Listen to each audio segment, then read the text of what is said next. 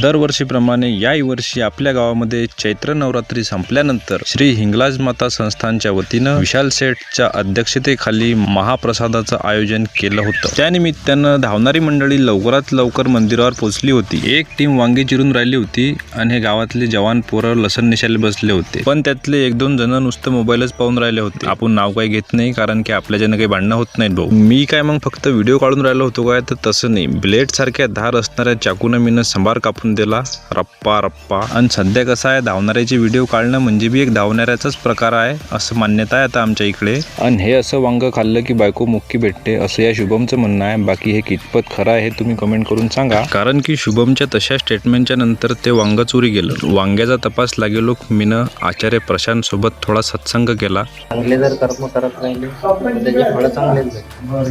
तुम्ही जर समजा वाईट कर्म केले तर ते वर तर नाही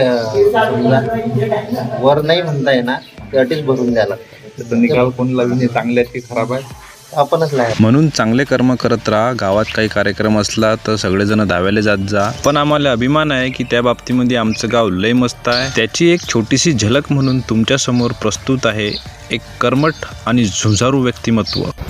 मग तुम्ही आता आम्ही जेवण करू तुम्ही वाढसान की काय? हो, वाड्याला एक नंबर आहो मी गावामध्ये। हे भेटून राहिले मला कोणी बी धावणं सांगते, आमंत्रण कोणीच नाही सांगत मला। इमानदारीने धावतो मी, कुठं बी अटी नाही, कुठं बी।